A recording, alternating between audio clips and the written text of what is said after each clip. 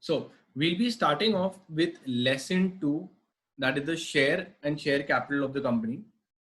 Now this is one of the largest chapters or the most bulkiest chapters in company law. So we'll try to go through it, and at the same time most of the concepts will be repeated where you'll get more depth. Okay, so this chapter has actually 5 parts. They are talking about, first is share capital क्या होता है, what do you mean by share capital, फिर issue and allotment कैसे करते हैं shares का, फिर securities, अलग अलग टाइप की securities होगी, then comes alteration of share capital, then comes transferability of shares, if you want to transfer the shares, then what is it covered. Now we'll see with the first part, that is part A, that is the share capital of the company. Share capital. Now, first of all, what do you mean by share capital here? The capital of the company means the total money that the company has. This money is divided into parts. Those parts are called as shares. So if the company has a capital of 10 lakhs, they can divide this into 1 lakh shares of rupees 10 each. तो can you tell मी यहां से share का price कितना होगा? Share का price, what is the share price? 10. Price is 10 rupees. Number of shares कितने होंगे इसमें? 1 lakh. Number of shares is 1 lakh. तो मिला के टोटल कंपनी के पास में कितना कैपिटल है? 10 lakhs. Now when I say the share has been divided, मतलब सोचो मैंने 10 रुपए का शेयर खरीदा है कंपनी का, और ये शेयर का प्राइस बढ़ गया क्योंकि कंपनी अच्छा बिजनेस परफॉर्म कर रही है और इसका शेयर का प्राइस ऑटोमेटिकली बढ़ गया, तो I make profit, and that is the reason why shares are bought, ताकि the market price increases, the value increases and you earn more. So first thing, they are saying, what do you mean by the term capital? Capital here simply means money. I'll keep telling you also what is important from exam point of view. Right now, capital means the money that a company has. Now, the money is divided into shares and the total is called as share capital of the company. अभी समझते क्या होता है the share capital. There are some terms that you will come across in a company. One is the authorised capital, the issued capital, the subscribed capital, called capital and the paid up capital. कितने terms हैं यहाँ पे? 5. So first is, let's understand ये क्या होता है. What is the share capital of the company?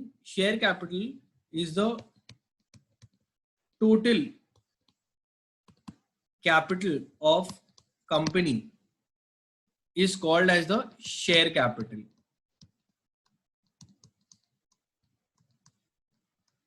Now let's understand the terms and you tell me सबसे बड़ा कौन सा है. Have you heard of the word authorized capital?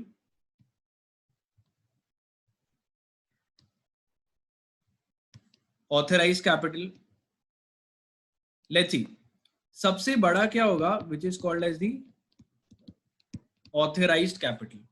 समझते क्या होता है? आज अगर मैं कंपनी फॉर्म करता हूं तो क्या मैं अनलिमिटेड पैसा उठा सकता हूं? yes or no? No. क्या होता है कि कंपनी हम लोग बनाते हैं तब हम लोग लिखते हैं कि कंपनी कितना ऑथराइज्ड है, कितना अलाउड है. सोचो कि हमारे पास में ऑथराइज कैपिटल 1 करोड़ का है, या सोचो 10 करोड़ का ऑथराइज कैपिटल है. ठीक है, तो तुमको लग रहा है अगर मेरा ऑथराइजेशन, तुमको मैं पावर दे रहा हूं कि तुम 10 करोड़ उठाओ, तुमको पूरे 10 करोड़ की जरूरत है? Do you think you should raise entire 10 crores in the start? हो सकता है तुम कितना इशू करना चाहोगे, ये 10 करोड़ का राइट है तुम्हारा, ऑथराइज्ड है, बट तुम हो सकता है कि तुम इशू, मेरे को इतना अभी फिलहाल रेज नहीं करना है, मैं खाली issued capital is only 8 crore, या सोचो ऑथराइज है 12 करोड़, बट मैं डिसाइड कर रहा हूं मेरे को सिर्फ 10 करोड़ ही इशू करना है फिलहाल, मेरे को अभी इतना जरूरत नहीं है पैसे का, तो 10 करोड़ है ना। अगर मैं इशू किया 10 करोड़, तुमको लग रहा है सबके सब सब्सक्राइब कर देंगे कंपनी को, ये शेयर सब सब्सक्राइब कर देंगे तुम्हारे शेयर्स? नाउ हो सकता है कि द सब्सक्राइब्ड अमाउंट, कि मैंने इशू तो किया 10 करोड़, बट अगर सब्सक्राइब्ड, दैट इज कितने लोग ने अग्री किया, सब्सक्राइब किया, अग्री किया बाय करने के लिए, तो सिर्फ 8 करोड़ ने ही अब अग्री किया। तो what is my subscribed capital? That is 8 crore. Now tell me from the subscribed, वो लोग ने बोला कि they are ready to buy for 8 crore, तो जरूरी है कि मैं एक साथ मंगा लूं ये सब पैसा? नहीं।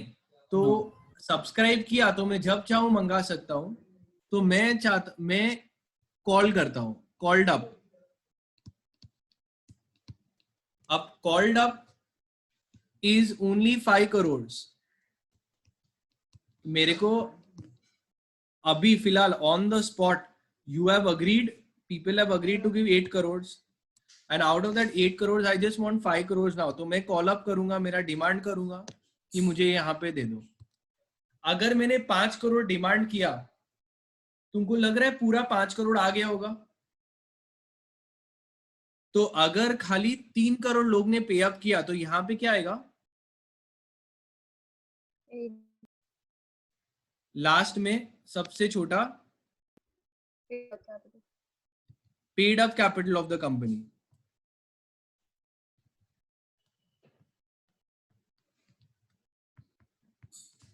और paid up capital is 3 crore, अभी तक सिर्फ 3 करोड़ आया हुआ है। समझ में आया? So which is the largest capital in the company? That is the authorise. ना पावर होता है हमारे पास, कोई भी कंपनी का तुम देखो तो कंपनी के पास में ऑथराइज कैपिटल रहेगा, राइट है उनके पास में 12 करोड़ मंगाने का, वो लोग ने फिलहाल सिर्फ 10 करोड़ इशू किए, उसमें से खाली 8 करोड़ सब्सक्राइब हुए, वो 8 करोड़ में से डिमांड हम लोग ने सिर्फ 5 करोड़ जितना पैसा किया है, वो 5 करोड़ में से अभी तक 3 करोड़ आ चुका है। तो can you tell me from this entire types of capitals, कौन सा कंपनी के जेब में, अकाउंट में कितना पैसा है actually? The paid up capital, the paid up capital is the amount that the company actually has in its account right now. They have a right to call up the balance also. Yeah, someone was saying something.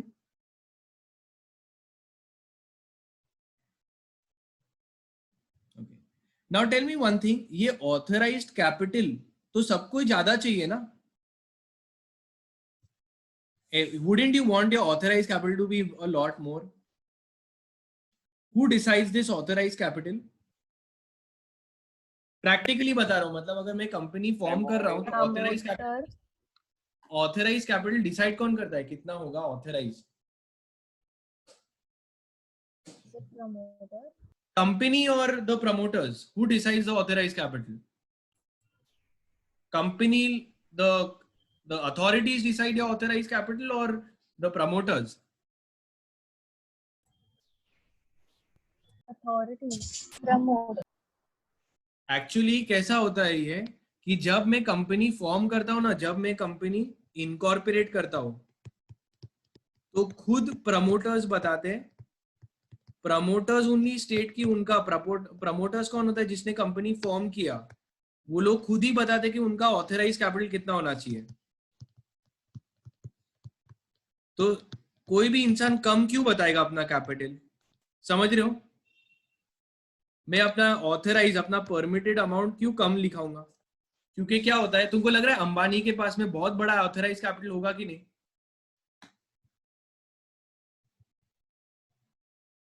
Yes. तो इसका reason क्या होता है कि जितना भी तुम authorise capital लिखोगे ना, उस पे ही तुमको स्टैम्प ड्यूटी भरनी है। तो इनकॉर्पोरेशन के टाइम पे वो लोग खुद बताते कि उनकी ऑथराइज कैपिटल क्या रखना चाहते हो। अगर तुम एकदम हवा में बात करोगे ना, 1 लाख करोड़ डाल दो, तो फिर बाद में तुमको उतने अमाउंट पे स्टैम्प ड्यूटी भी देनी है। तो इससे अच्छा कम दिखाने का ऑथराइज कैपिटल, फिर लेटर ऑन जब तुम्हारा ये खत्म हो गया रिक्वायरमेंट के, एक 12 करोड़ रेज कर लिया, फिर मेरी कंपनी में और बिजनेस होने लगा और मेरे को थोड़ा और पैसा रेज करना है, then I will use one mechanism which is called as how to increase your share capital, how to increase the authorized capital of the company। तो उसका भी प्रोविजन दिया है। तो जैसे जैसे जरूरत होगी तभी तभी मैं इंक्रीज करूंगा। अभी जितना जरूरत है नीड बेसिस पे ही करने का, क्योंकि उस पे ही स्टैम्प ड्यूटी भरनी है। समझ में आया इतना? Let's see. So they have given what is the authorised capital. It is authorise by the memorandum, और मेमोरेंडम के अंदर ही आ जाएगा कितना तुम्हारा authorise capital is the maximum share capital that the company can raise. अगर कंपनी को और इंक्रीज करना ये लेवल, तो उनको फिर वापस उतने अमाउंट पे स्टैम्प ड्यूटी भर के फिर कर सकते हैं। वो प्रोसीजर है अंडर कंपनीज लॉ, वो सेक्शन 61 में आता है, वो देखेंगे हम लोग जब करते हैं। फिर इशूड कैपिटल, कितना टाइम तुमने इशू किया है। देन कम सब्सक्राइब्ड, कितने लोग ने उसको सब्सक्राइब किया है, फिर हम लोग ने कितना मंगाया, फिर लास्ट में कितना पे अप हो चुका है। And then comes what is equity and preference capital. वो देखेंगे हम लोग इक्विटी शेयर्स क्या होते हैं और प्रेफरेंस शेयर्स क्या होते हैं। जो कैपिटल है कंपनी का, okay, the share capital. Can you tell me share capital कितने टाइप्स के शेयर्स होते हैं? कंपनी में कितने टाइप्स के शेयर्स होते हैं? Equity and preference. There are only 2 types of shares in the company. One is your equity shares, और दूसरा कौन सा होगा? Preference shares. इक्विटी शेयर्स क्या होते हैं? 2 ही टाइप के हैं। तो इसका कंपनी लॉ में क्या डेफिनेशन लिखा है? Equity shares which are not preference shares. तो फिर प्रेफरेंस शेयर्स का डेफिनेशन क्या होगा? Which are not, which are the preferential rights over equity shares. तो ऐसा नहीं लिखेंगे कि which are not equity, game नहीं चल रहा है। तो वो लोग प्रेफरेंस को बराबर डिफाइन किया है। Preference, they have said that they have preference over equity in 2 cases. कौन से 2 केसेस में? At the time of winding up and at the time of dividend payment. मतलब अगर पहले डिविडेंड बांटना है तो पहले किसको मिलेगा? प्रेफरेंस या इक्विटी? Preference. तो पहले प्रेफरेंस शेयर्स आएंगे लाइन के अंदर, क्योंकि उनको प्रेफरेंस मिला हुआ है। तो कभी भी तो प्रेफरेंस ज्यादा एक्सपेंसिव कौन से होंगे, इक्विटी या प्रेफरेंस? Preference. प्रेफरेंस, क्योंकि उनके पास में प्रेफरेंशियल राइट्स होते। तो वाइंडिंग अप के टाइम पे भी रहेगा, उनको पहले पैसा इनका मिलेगा, अगर बच गया फिर इक्विटी को जाएगा। तो who bear the maximum risk in the company? Equity shareholders. Equity share holders. और प्रेफरेंस शेयर होल्डर्स को बचे हुए रहते हैं, वो लोग के पास में प्रेफरेंस होता है। Equity shares can further be classified, okay, into equity shares having same voting rights and another one called as differential voting rights, DVRs। वो देखेंगे क्या होता है। सबके पास में सेम वोटिंग राइट्स होना जरूरी नहीं है। 1 शेयर 1 वोट, 1 शेयर 1 वोट। मेरे पास में 1 शेयर 3 वोट, अगर मेरे पास में एक शेयर 3 वोट है तो मैं बोल सकता हूँ कि these are equity shares with differential voting rights. Difference है. तुम लोग सबके पास में क्या है? Same voting rights. 1 share 1 vote. But कभी कभार क्या होता है, कंपनी चाहे तो डीवीआर इशू कर सकते हैं. उसमें क्या होगा, एक शेयर पे 3 वोट्स डाल सकते हैं हम लोग. कंपनी लॉ ने फीचर दिया हुआ है, वो आएंगे हम लोग तब देखेंगे ऐसा कब, क्यों, कैसे, क्यों, कब करते हैं. Now moving further. Now publication of authorised, subscribed and paid up capital of the company. Section 60 of companies act. अभी ये सब लर्न नहीं करना है, जो लर्न करना है वो मैं बताऊंगा. सेक्शन 60 में क्या बोला है कि जब भी तुम ऑथराइज कैपिटल डालोगे ना कहीं पे भी, तो तुमको उसके साथ में उसका सब्सक्राइब भी कितना है वो भी बताना पड़ेगा और पेड अप कैपिटल उतना भी बताना पड़ेगा. So where any notice, advertisement और official publication on anywhere is made to that what is the authorized capital of the company in an equally prominent position, मतलब सेम वे से उतना ही position और उतने ही बड़े लेटर्स में तुमको तुम्हारा सब्सक्राइब भी बताना पड़ेगा और पेड अप भी बताना पड़ेगा. तो अगर मैंने मेरा ऑथराइज बताया तो आई शुड ऑल्सो शो कि सब्सक्राइब कितना है और पेड अप कैपिटल कितना है. समझ में आया ये? इट इज जस्ट कि ये बताया तो दूसरे दो भी बताने के, आधा इंफॉर्मेशन नहीं देने का. ठीक है, not important to know. Now coming to this shares and types of share capital as we were discussing. Now what do you mean by a share? Under section, very very important, let's understand what is a share. Share is defined under section, now this you need to know, section 2 subsection 84. Share याद है हम लोग ने पहले भी किया था. Share is a share, आगे क्या है? Share in a share capital of a company. In the share capital Of a company. Of company. होता क्या है ये? सोचो कंपनी का ये टोटल कैपिटल है. ये क्या है? Total capital. ये कैपिटल को कंपनी क्या करती है? सोचो 10 लाख रुपए हैं हमारे पास, इसको छोटे छोटे पार्ट में डिवाइड करते हैं. अगर ये पार्टनरशिप फॉर्म होता और 2 शेयर्स होते तो बोले एक शेयर कितने का आएगा? अगर फर्म होता और फर्म में सिर्फ 2 ही पार्टनर है 5 lakhs. तो एक शेयर हो गया 5 लाख का. ये 5 लाख का एक शेयर और ये 5 लाख का एक शेयर.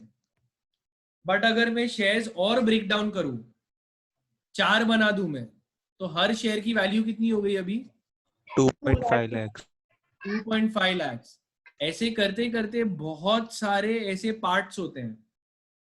सोचो अगर मैंने इसके 1 लाख पार्ट्स कर दिया, 1 लाख शेयर्स कर दिए या पार्ट्स कर दिया, 10 rupees का. तो फिर बाद में कंपनी का एक शेयर, 1 शेयर विल बी ₹10. तो अगर मेरे पास में मैंने 10 रुपए दिए तो बोलेंगे भाई आपके पास में ये है, आपके पास में ये शेयर है, 1 share. So let's see what it is. So a share is a share in the share capital of the company. ये कंपनी का टोटल कौन सा कैपिटल है? Share capital.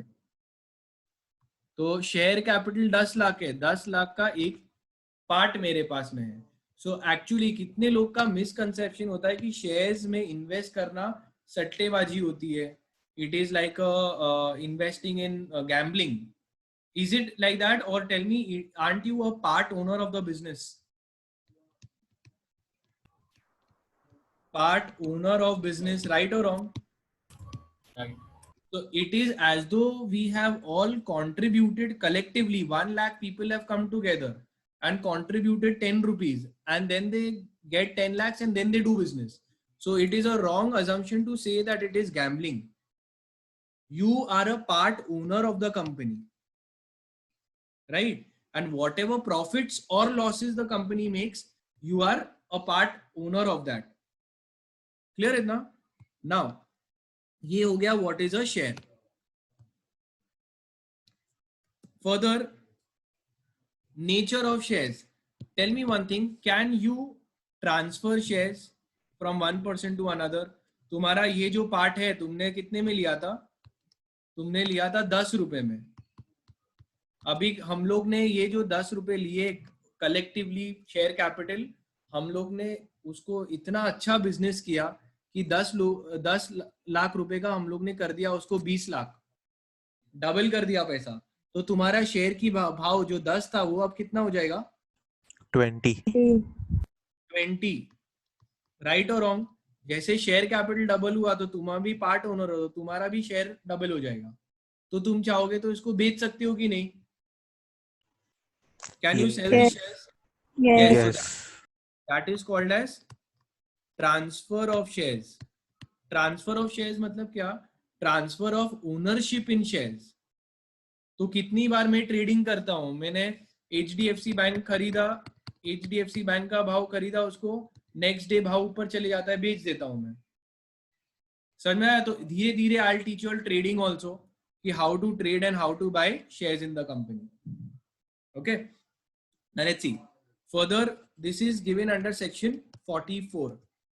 44 क्या बोलता है? That a share is a movable property and it can be transferred from one person to another. So shares are, it can be transferred and it is considered as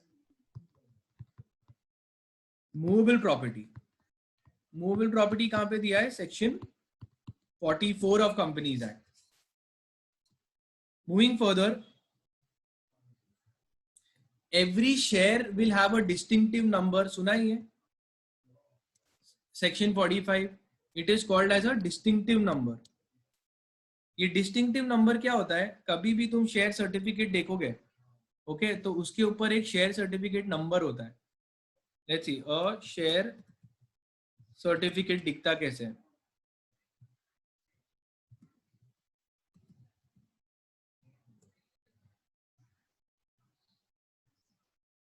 अब ये एक normal share certificate है.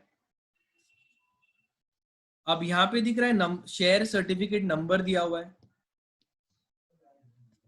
ये वाला. हर share certificate ऐसा ही रहेगा. This is to certify that XYZ person was registered holder of so and so shares subject to the articles of the company. The certificate is executed by so and so director or the secretary. So this is how a share certificate looks like. Now, so shares have a distinctive number.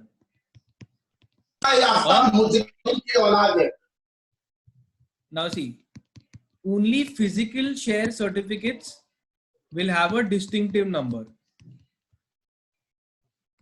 Distinctive number मतलब एक share certificate के ऊपर एक number दिया रहेगा for identification.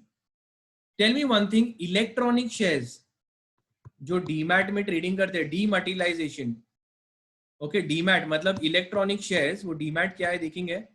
Electronic shares के पास में डिस्टिंक्टिव नंबर्स होंगे. Yes, but in an electronic form. नहीं, देखो इलेक्ट्रॉनिक फॉर्म रहेगा ना, तो फिर नंबर कैसे होगा? कोई पेपर ही नहीं है उसमें. तो buy sell buy sell buy sell कर देते हैं, उसके ऊपर कोई भी डिस्टिंक्टिव नंबर नहीं होता है. मतलब आज में अगर रिलायंस इंडस्ट्रीज का ऑनलाइन शेयर खरीदा तो कोई पेपर ही नहीं है कि नंबर लिखोगे उस पर. खाली तुम्हारे अकाउंट के अंदर लिखा होगा कि डीमैट अकाउंट में शेयर्स क्रेडिट हो जाएंगे.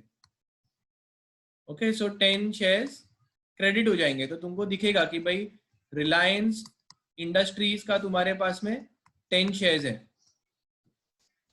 तो उसका कोई नंबरिंग होता नहीं है. आगे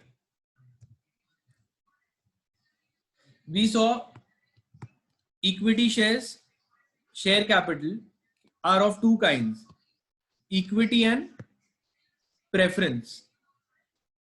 एक होता है विथ इक्वल वोटिंग राइट्स, और हो सकता है with differential voting rights. Differential voting rights is very important. You should know with the section. अभी आएगा तब देखेंगे. Section 43. अब देखते हैं प्रेफरेंस शेयर्स के टाइप्स होते हैं. Now since they don't ask in the exam, since it is very basic, 12th BCom में भी सब जगह तुमने सुना होगा कि different types of preference shares होते क्या है. बट लेट्स सी, हम लोग देखते हैं प्रेफरेंस शेयर्स के अलग अलग types. First, on the basis of convertibility. Convertibility. Can tell me one thing? Can equity preference shares be converted into equity? Yes. Yes. तो एक हो सकते हैं तुम्हारे पास में कन्वर्टेबल इक्विटी प्रेफरेंस शेयर्स हो सकते हैं, या फिर नॉन कन्वर्टेबल. तो वो प्रेफरेंस के प्रेफरेंस ही रहेंगे. बट कन्वर्टेबल में क्या होगा? You can convert into what?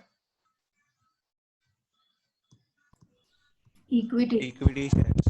Equity shares. सोच के बोलना, ज्यादा महंगा कौन सा होगा? Preference share. Preferential. कन्वर्टेबल महंगा होगा या non convertible? Convertible. Convertible. Obviously convertible, क्योंकि एडिशनल राइट मिल रहा है तुमको. अब तुम मुझे सोच के बताना, ये कंपनी लॉ में लिखा नहीं है, बट मैं खाली तुमको तुम्हारा अंडरस्टैंडिंग ऑफ कंपनी लॉ समझना चाहता हूँ. Commercials of company law. मैं convertible equity shares, convertible preference shares लूंगा. कन्वर्ट कब करना चाहिए? जब कंपनी अच्छा चल रही है कि बुरा? अच्छा चल रही है तब. क्यों? When it's not good. तो अच्छा चल रही है तो क्यों कन्वर्ट करना चाहिए? The prices of equity share will be going up, so it would profit you only. No, But then you will have because to pay money because also. preferentials only have like certain percentage as their dividends. And if the But, company is uh, going good, dividend भी ज्यादा मिलेगा. हाँ. तो what you are saying, convertible के मतलब अच्छा चल रही है तब मेरे को कन्वर्टेबल रखना चाहिए, मतलब एग्जीक्यूट करना चाहिए कन्वर्टिंग ऑप्शन, की जब So बुरा if चल. the company is not doing good and if we convert into equity, your risk increases. No, but Correct. if the देखो company is not doing good, तो फिर तो आपने अपना preferential rights भी खो दिया. हाँ एग्जैक्टली. तो कंपनी जब अच्छा चल रही है तो इफ कभी कभार क्या होता है, ये इन्वेस्टर्स प्रेफरेंस शेयर्स लेते हैं, वो लोग कन्वर्टेबल शेयर्स लेते हैं. और कन्वर्टेबल तो I have my self issued convertible preference shares. अब ये कन्वर्टेबल प्रेफरेंस शेयर्स क्या होता है ना, it is a strategy that the investors have. Investors क्या करते हैं, जब तक एक कंपनी स्टार्टअप है, सोचो स्टार्टअप है, तो कंपनी का बहुत रिस्क बहुत हाई रहता है. राइट और wrong? Risk is high. Yes. तो वो लोग चुपचाप प्रेफरेंस लेके बैठ जाते हैं, बिकॉज रिस्क हाई है. और प्रेफरेंस में लेके ही बैठे रहेंगे, कम से कम इनको फिक्स डिविडेंड तो मिलेगा. प्रेफरेंस शेयर होल्डर्स में क्या होता है, फिक्स डिविडेंड मिलता है. ऐसे बोलेंगे 8% प्रेफरेंस शेयर्स, तो मेरे को कम से कम कंपनी डूब भी गई तो भी मेरे को मेरा फिक्स डिविडेंड मिलेगा कि नहीं? Yes. But will I get anything more? Answer is no. तब क्या होता है, अगर मैं देखा कि कंपनी हो गई लाइक उबर, एकदम शूट अप होने लग रहा है प्राइस, और उसका सब हिट हो गया है, लाइक जियो में देखा कि सब कुछ बड़ा बढ़िया चल रहा है, तो इक्विटी शेयर में क्या होता है, पैसा डबल हो सकता है, ट्रिपल हो सकता है, 11-12 टाइम्स हो सकता है. तो जैसे देखा ना कि कंपनी अच्छा कर रही है, I will execute my converting option and convert my preference into equity. Because equity में सीधा शूट अप हो जाएगा प्राइस, 100 का 1000 भी हो सकता है कि नहीं? Yes. So it is better when to convert at the right time, when I witness that the company is booming. Converted बोले फिक्स नहीं चाहिए, हम रिस्क लेंगे. अब क्योंकि पता है इक्विटी में तो ऊपर ही जाने वाला है और कंपनी अच्छी चल रही है, तो मेरा रिस्क एक्चुअली कमर्शियली कम है, क्योंकि company started doing well. Now further next और कौन सा होता है? Second type is on the basis of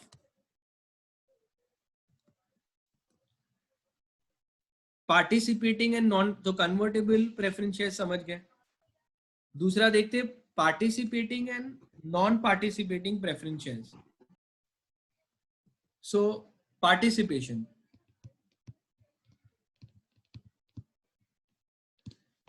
in surplus profits,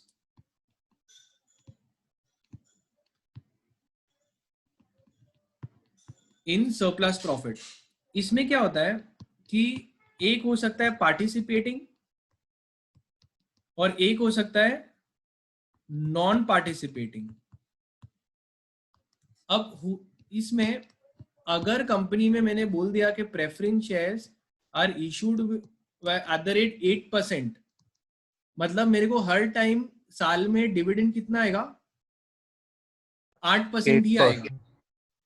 company डूब भी गई, मतलब कंपनी एकदम कम भी हो गया तो भी मेरे को मेरा फिक्स्ड है, डिविडेंड इज फिक्स्ड। और नॉन पार्टिस, और कभी कभार कंपनी सुपर अच्छा भी करने लगी तो मेरे को कितना मिलेगा, 8% only. Now what happens, I can issue participating preference shares.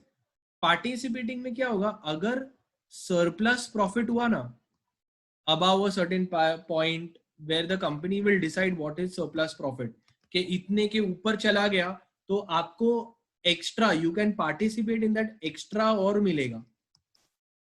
Non participating में 8% बोला तो कंपनी भी अच्छा करेगी तो भी तुमको उससे कोई मतलब नहीं है, तुमको तुम्हारा 8% ही मिलेगा, you can not participate so in surplus profit. Tell me one thing, in this case, which is better to have, participating or non-participating? Participating. Participating. तो महंगा भी कौन सा होगा? Participating. Participating. So it is all with the benefit, you also have to pay the price for that benefit. Okay?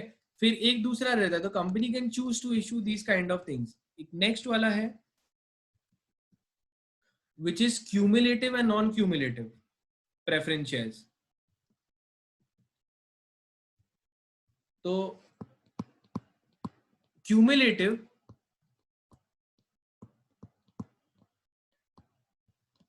come from the word accumulate.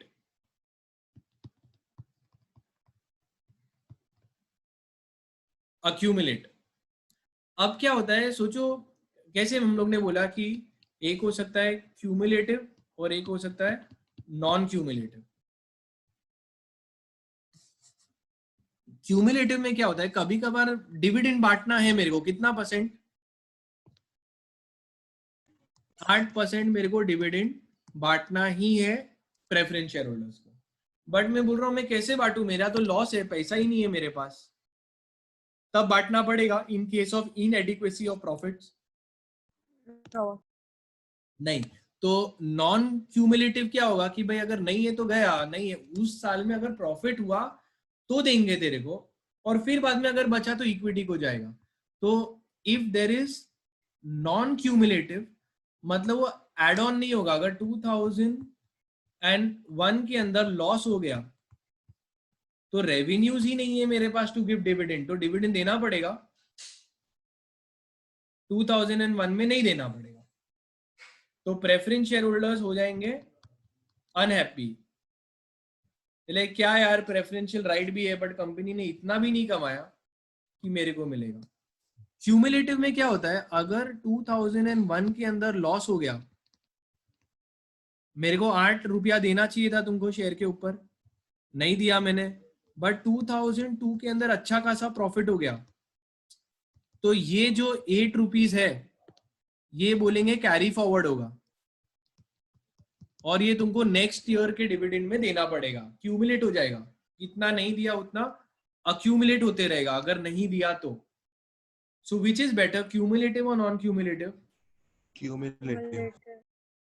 Cumulative. So what happens here, that if in a year company does not declare dividend because of inadequacy of profits, then that deficient amount, that right of yours is not lapsed, you will get it next year. तो सोचो next year में dividend रहेगा तो उसको 16 रुपए देंगे, बोलेंगे ये साल का डिविडेंड भी मिलेगा और आपको, और पिछले साल जो नहीं दिया वो भी मिलेगा। समझ में आया ये क्यूमुलेटिव. और लास्ट में है something called as redeemable and non redeemable on the basis of redemption. एक हो सकता है रिडीमेबल और एक हो सकता है नॉन रिडीमेबल. रिडीमेबल का मतलब क्या है? To redeem, to repay. But इसके आगे भी लाइंस है जो लोग को पता नहीं है. To repay on definite date.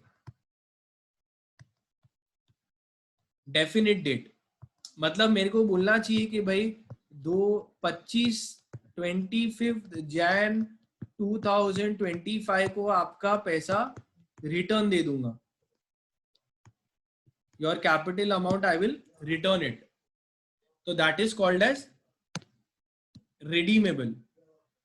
Non redeemable क्या होता है? ऐसा नहीं कि नहीं रीपे करूंगा तो कोई क्यों पैसा देगा. तो ऐसा नहीं है कि रीपे नहीं करूंगा, but repayment is not on a fix date. It is on uncertain event. repayment on uncertain event, like example on the time of winding up. क्या मुझे बोल सकते हो रिलायंस कब वाइंड अप होगा? ऐसा कोई डेफिनेट डेट है उसका? नहीं, नहीं. not in foreseeable. Yeah, so you cannot, it is not a definite date. So in that case what they say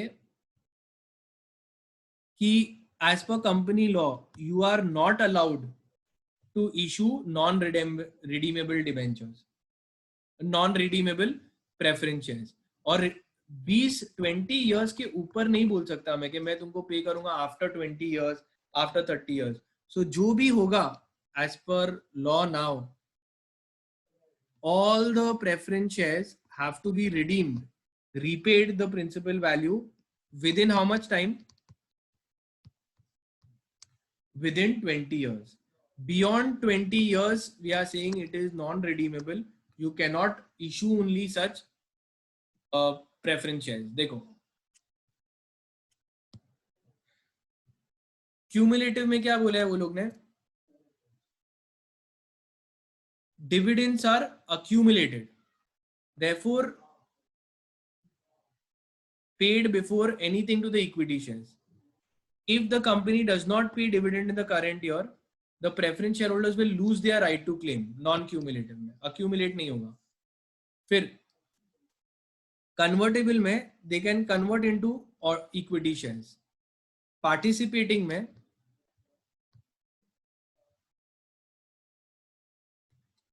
in participating you can participate in surplus profits. In redeemable the maturity date will be repaid. Maturity date, the capital amount will be repaid. It is called as redemption. Section 55 क्या बोलता है? that the redemption should not exceed 20 years. But infrastructure company के लिए यही 20 years will be 30 years. वो देखेंगे जब हम लोग करते हैं. Irredeemable preference shares shall not have a maturity date and it is paid at the time of winding up. However, as per section 55 of the Companies Act, no company can issue irredeemable preference shares. समझ में आया ये? Now coming to our preference shares. Now coming to equity. So we finished preference shares. Now we are coming to equity. Now this is not important, equity and preference, because it is considered to be basic knowledge and they do not ask it since you are already required to know this much. Equity shares. So as and when we are doing the chapters, I will tell you what comes in the exam and what is important. Equity shares, they have a right to vote. They can obviously receive dividend. They can also transfer the shares. It is also called, as per England laws and all of that, you can also call equity shares as common stock, and preference shares is called as preferred stock. Now coming to the concept of issue and allotment. That is a part B. So when I see here, we have finished the first part, types of share capital and equity preference के बारे में. Now coming to issue and allotment. इसमें क्या था, equity shares और preference shares क्या होते हैं, and then the types of capital. These two are covered in the first part. Now coming to issue and allotment, let's see what they have to say there.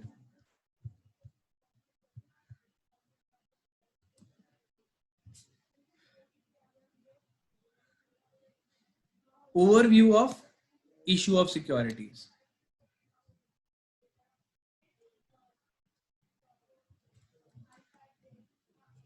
Now we are doing a topic which is called as part B, जिसका नाम है issue of securities. पहली बात, issue of shares लिखा है कि securities? Securities. तो securities का मतलब क्या होता है? So tell me one thing, which is a wider term, securities और शेयर्स? Securities. तो सिक्योरिटीज क्या होता है? दे इंक्लूड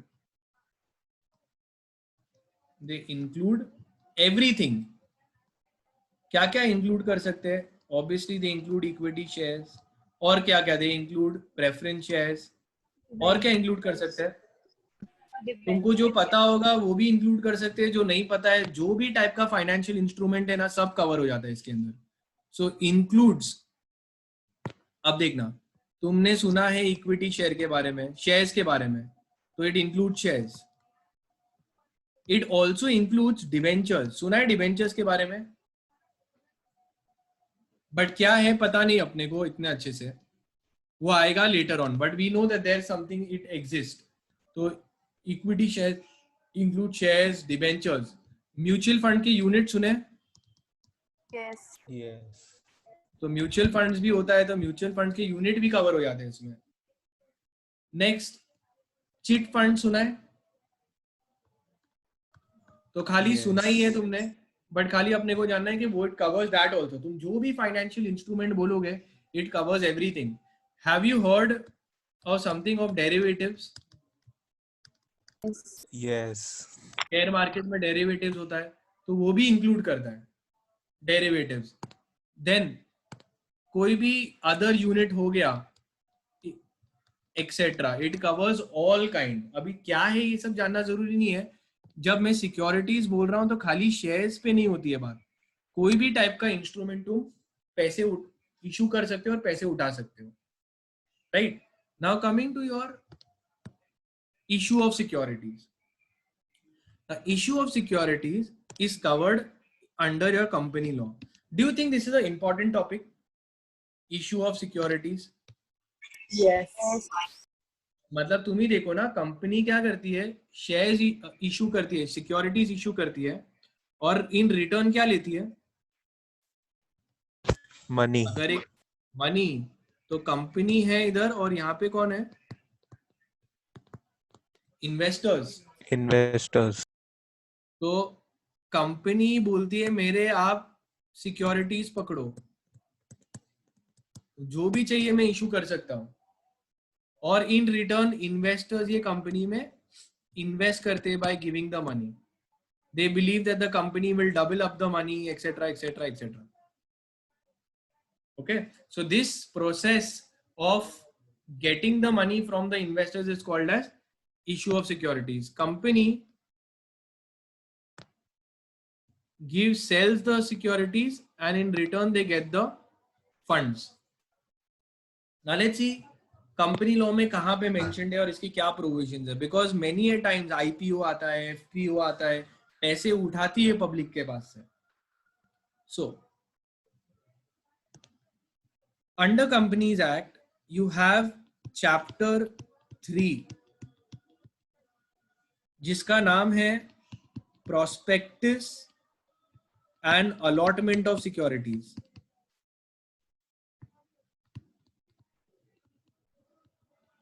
इसका जो भी फॉर्म नंबर्स है, it will start with the word PAS, PAS1, PAS2. ये क्या है? PAS is the form. अब ये फॉर्म का क्या करने का, जब भी मैं सिक्योरिटीज इशू करूंगा मेरे को ROC को इन्फॉर्म करना पड़ेगा कि भाई मैंने क्या इशू किया, कितने में इशू किया, कौन था इन्वेस्टर्स. तो फॉर्म के नाम क्या होंगे? PAS से चालू होंगे. PAS 1, 2, 3, 4, 5 ऐसे 5 फॉर्म है. याद है? Clear? Why it is PAS? Chapter 3 of companies act talks about prospectus and allotment of securities. ठीक है, आगे देखते हैं.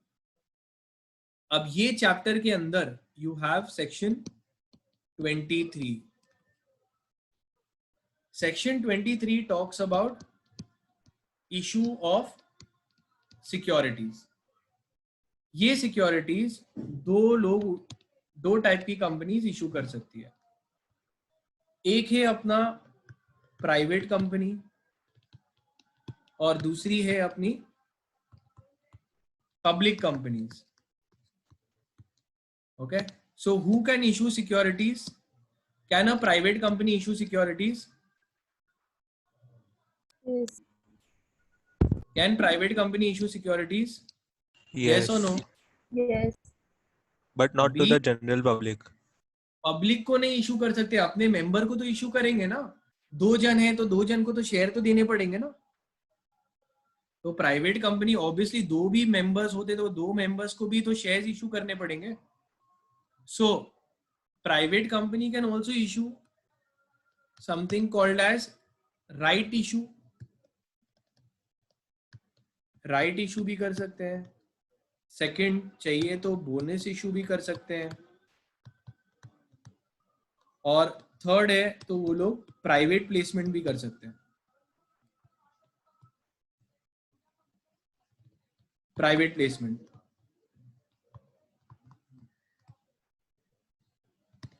बोनस या राइट इशू कर सकते हैं. अब what is a right issue वो बाद में देखेंगे.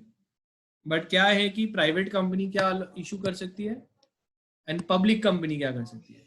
पब्लिक कंपनी राइट इशू भी कर सकती है, बोनस इशू भी कर सकती है. क्या पब्लिक कंपनी प्राइवेट प्लेसमेंट कर सकती है? प्राइवेटली थोड़े लोग को पैसे दे सकती है? Yes. So answer is public company can also do private placement. Private placement. और लास्ट में additionally what a public company can do, they can also make a public issue. Public issue 2 type के हो सकते हैं. मतलब public को, general public को issue कर सकती है शेयर. IPO. सबसे पहली बार अगर पब्लिक के पास में गए तो उसको बोलेंगे हम लोग इनिशियल पब्लिक ऑफरिंग. और एक बार पैसे उठा लिए पब्लिक के पास में, फिर बाद में और पैसा रेस करना है तो क्या करने का? FPO. Further public. Further on public offering. Further public offering. अभी समझते क्या सीन है ये? ये ऑब्वियसली डेप्थ में आएगा, अभी खाली ऐसा टचअप है. First, securities issue private company भी कर सकती है. उनके 2 मेंबर रहेंगे तो या 200 तक मेंबर्स हो सकते हैं, तो वो लोग को भी शेयर्स प्राइवेटली प्लेस करेंगे. प्राइवेटली प्लेस्ड का मतलब क्या होता है? It is shares are allotted, securities are allotted to selected persons and company knows in advance to whom it is allotting. और राइट इशू क्या होता है? एग्जिस्टिंग शेयर होल्डर्स को राइट्स मिलते हैं to buy shares at discount. वो देखेंगे हम लोग क्या होता है. Right issue is given to existing share holders.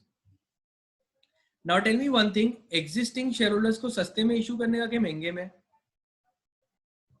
सस्ते में. सस्ते में, बिकॉज वो क्या है, अपने ऑलरेडी शेयर होल्डर्स है, उनको बोल सकते हैं आप हमारी कंपनी के, कभी बार इन हाउस कोटा कैसा रहता है,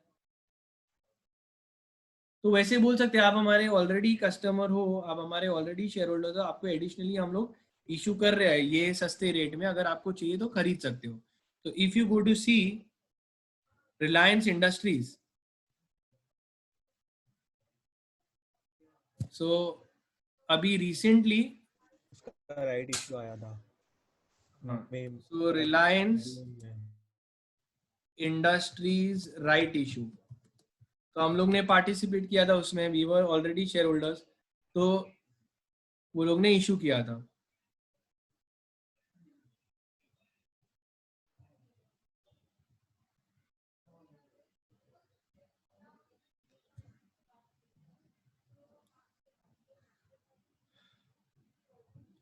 तो रिलायंस का right issue is going to open on the May 28th, step by step guide how to apply. तो पहली बात, मेरा नाम उनके लिस्ट में होना चाहिए। It is only to the existing share holders. कितना मिल रहा है उनको? एक इक्विटी शेयर फॉर एवरी 15 हेल्ड। तो एक इक्विटी शेयर तुम बाय कर सकते हो अगर तुम्हारे पास में 15 है तो, और उसका मेरे को पैसे देने पड़ेंगे कि नहीं? क्या फ्री शेयर है ये? नो। तो ऑब्वियसली पैसे देने पड़ेंगे, तो वो लोग ने बताया है क्या क्या डिटेल्स है उसके। क्लियर? सो एग्जिस्टिंग शेयर होल्डर्स को थोड़ा डिस्काउंट में देते हैं कि भाई आप लोग हमारे ऑलरेडी कस्टमर हो, कम रेट में देंगे।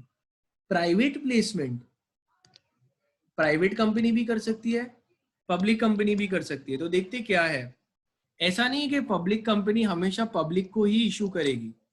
They will make a public issue, but in between उनको कोई अच्छा इन्वेस्टर मिल गया तो प्राइवेटली भी प्लेस कर सकते हैं। समझते क्या है ये? रिलायंस इंडस्ट्रीज, अगेन इनका ही एग्जाम्पल ले रहा हूं, Reliance industries have already privately placed,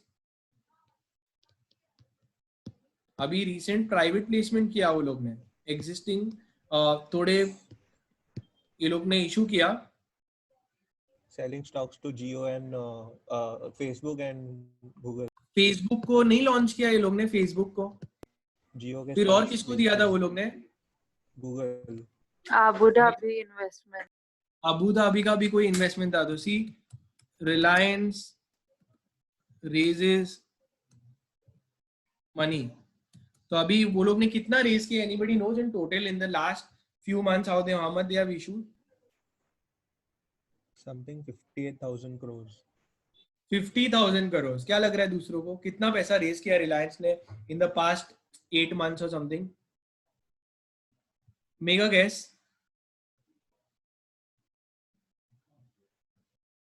gas तो कर सकते हो ना?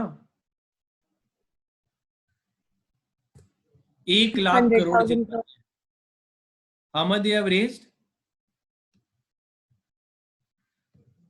1 लाख करोड़ रेज किया है। अब ये लोग ने पब्लिक के पास से रेज नहीं किया, प्राइवेटली सेल किया ये लोग ने। They have made a, public के पास से रेज नहीं किया ये लोग ने। ये जो पिछले 8 वीक्स के अंदर जो पैसे रेज किए वो लोग ने प्राइवेट प्लेसमेंट किया है। प्राइवेट प्लेसमेंट मतलब क्या? प्राइवेटली नेगोशिएट किया है थोड़े पार्टीज के साथ में और उनको ही दिया है। पब्लिक इशू कर सकते तो तुम और मैं भी पार्टिसिपेट कर सकते हैं, और प्राइवेट इशू कर दे तो मतलब जिसको प्राइवेट ऑफर रहता है, जिसको किया उस वही बाय कर सकता है। तो फॉर एग्जाम्पल एक मैरिज का, लेट्स से अगर हम लोग एक मैरिज के बारे में बात कर रहे हैं, तो is it a private contract और a public contract? Private contract. Private है ना, मतलब तुम जाके वही पार्टी एक्सेप्ट कर सकती है जिसको ऑफर किया है। दीपिका पादुकोण ने बोला विल यू मैरी मी, तो कैन पार से यस? नो। तो this private placement is like a private contract, जिसको ऑफर किया वही बाय कर सकते हैं। Already we know who is the party. Public issue, जब हम लोग ये पब्लिक इशू करते तो वो पता है, वो एक राखी सावंत का एक आया था स्वयंवर, उसमें क्या था, was it a private offer or a public offer? Public. Public offer. मतलब in that can participate. Yes. No, Yes. no. Yes. So that would be considered as a public offer that anybody can participate. Then it is a public issue. If it is given to a selected persons in advance, only they can accept or reject. तो अभी रिलायंस ने देखना किस किस के पास से ये लोग ने इशू किया है. तो ये लोग का अभी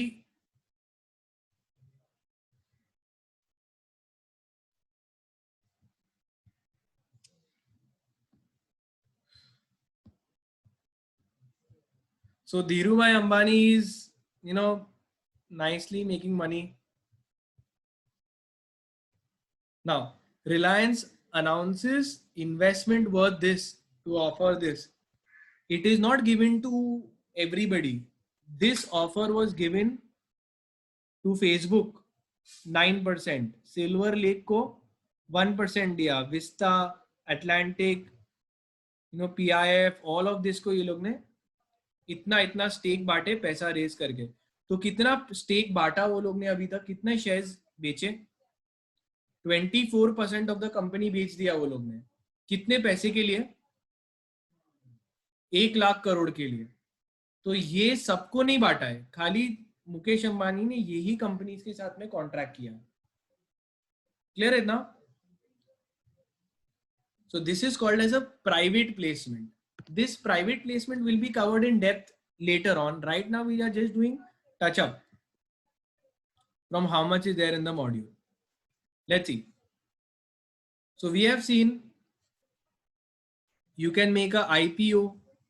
IPO में सबसे पहली बार जब पैसा रेज करते तो उसको IPO बोलते हैं. और अगर तुमको चाहिए एक बार पैसा रेज कर दिया फिर और पैसे रेज चाहिए तुमको, तो then you can do something called as FPO.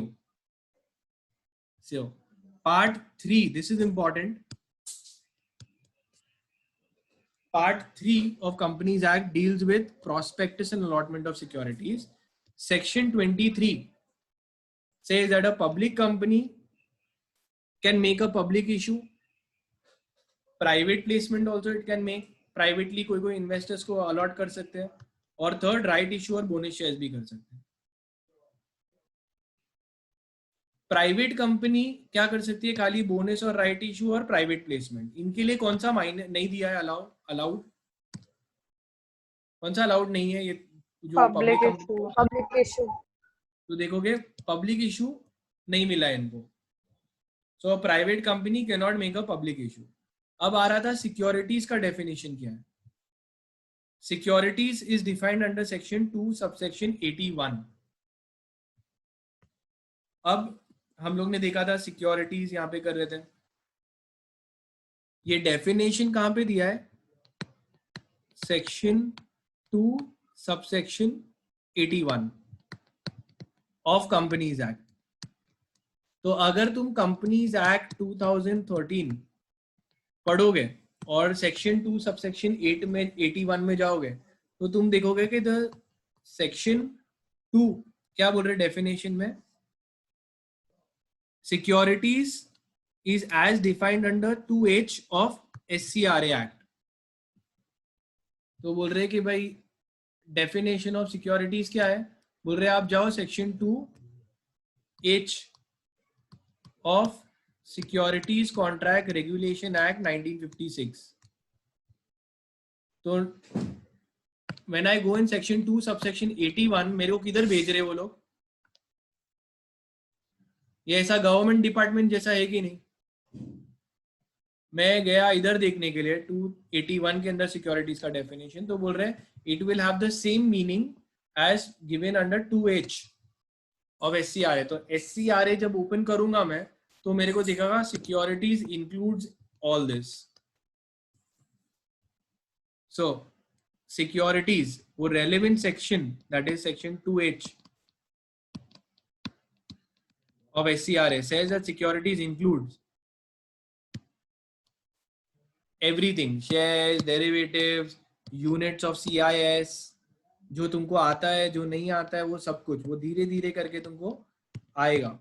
Units of any mutual funds, unit of secure SARFAESI Act, etc., government securities, everything. Now क्या क्या है ये units? Obviously, as you do company law, as you do SEBI, you will get more familiar with the terms. So coming to the governing laws, जब हम लोग public issue करते हैं, okay, एक पब्लिक कंपनी मेक्स अ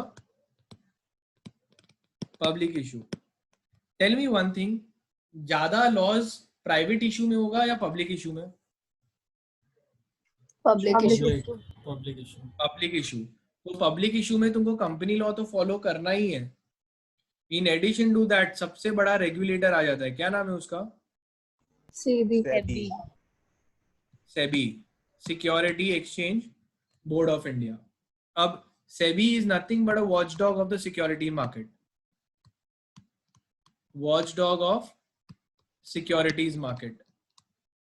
इसका मतलब जब कुछ भी गड़बड़ होगा ना शेयर मार्केट के अंदर, तब security exchange board of India will come to protect the interest of the investors. कभी भी इनसाइडर ट्रेडिंग हुआ या कोई किस्म का गड़बड़ हुआ, शेयर्स में कुछ गफला हो रहा है, तो who is the monitoring agency? SEBI. SEBI. ठीक है. और सेबी के काफी सारे लॉज है जो लग जाएंगे, जो हम लोग फिर पढ़ेंगे जब कर रहे होंगे. सेबी एक्ट 1992, आईसीडीआर रेगुलेशन भी लग सकता है, SEBI ICDR regulations, SCRA act. Right now is just the LODR. Name that you need to know. LODR, जो भी तुमको ऐसे पता है बस उतना ही. Now coming to prospectus. Let's see. We are talking about public issues here. Whenever I make a public issue, which companies are only allowed to make a public issue? Public companies.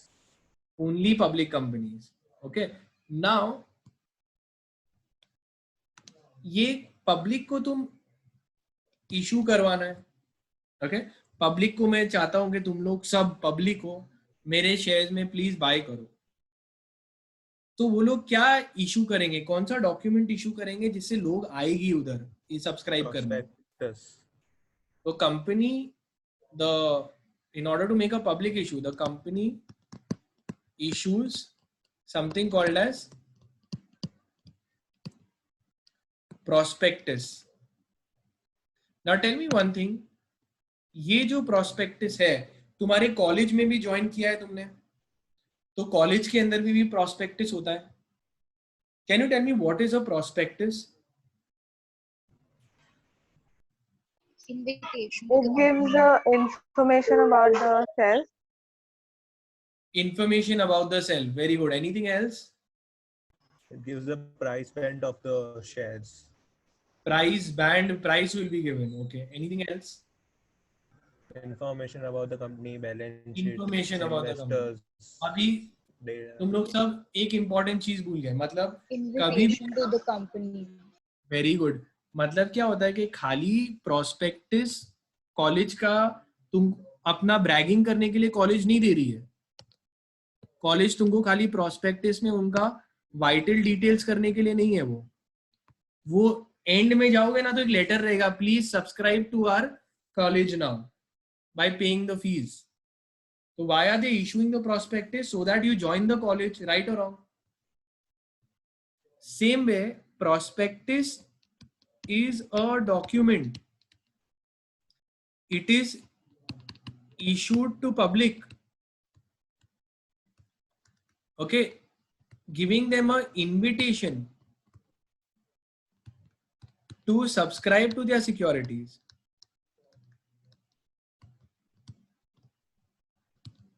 कि भाई मेरे जो securities है आप खरीदो.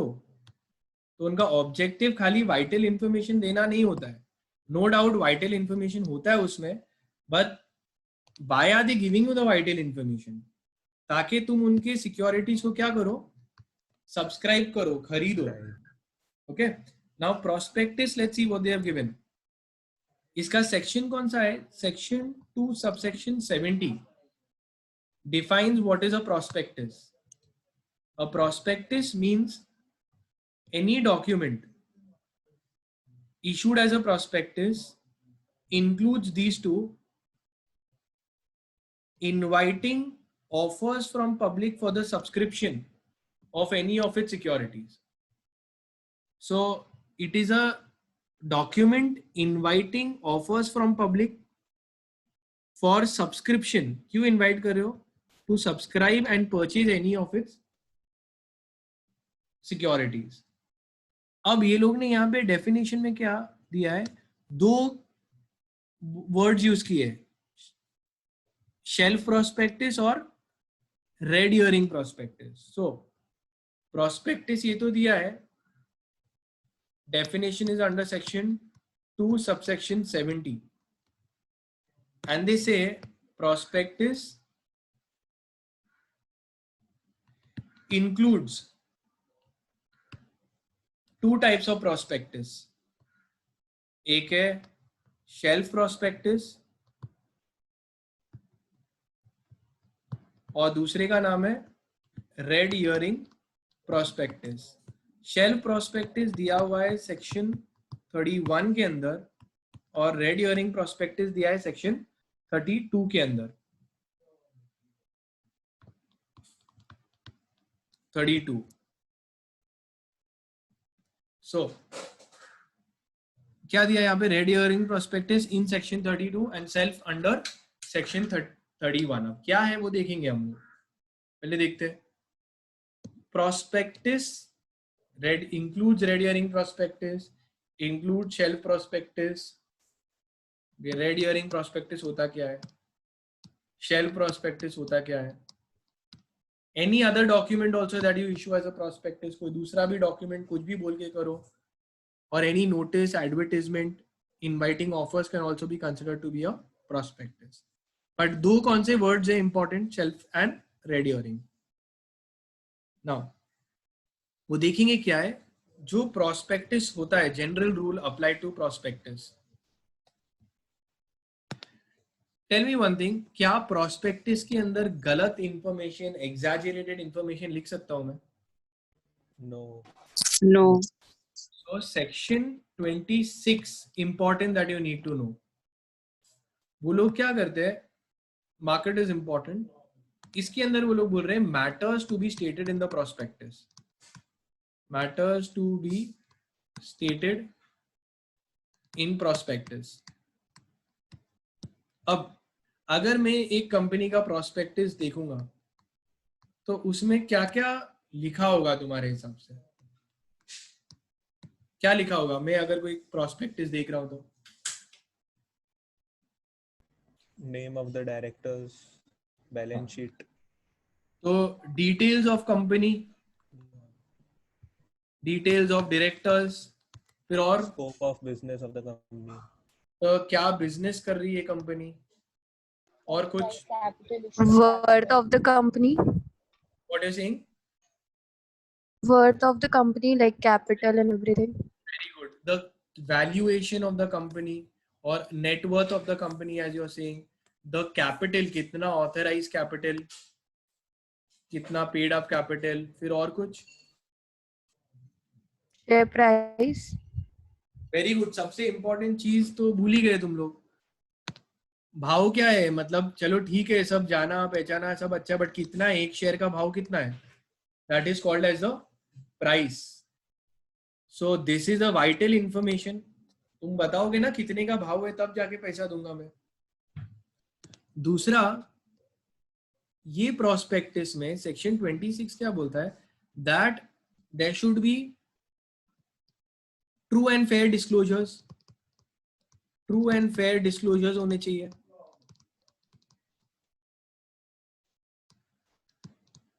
अब ये लिखा नहीं है बट फिर भी तुमको बोल रहा हूं मैं. There is something called as a golden rule to the prospectus. Golden rule ये क्या होता है?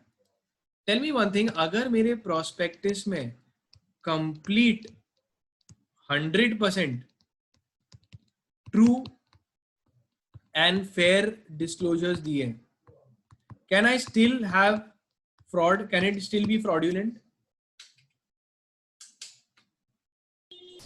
Can it still be wrong?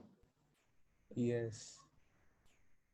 मतलब मेरे प्रोस्पेक्टिस में 100% सही चीजें लिखी है, एक भी चीज तुम गलत नहीं है उसमें, फिर भी क्या फ्रॉड हो सकता है? Yes. क्यों? The it is according to truth. The truth is different from according to the SEBI. नहीं नहीं, सब सेबी के हिसाब से भी सही है। मेरा मतलब ट्रू मतलब genuinely true. There you can't point out even one fault in my prospectus and everything is genuinely true, then can I be fraudulent? No. So answer is yes. That is the golden rule. Golden rule क्या बोल रहा है कि उल्लू मत बनाओ। तुम सिर्फ पॉजिटिव इंफॉर्मेशन लिखोगे तो isn't that wrong? So not only should you give 100% fair disclosures, but also you should make no material omissions.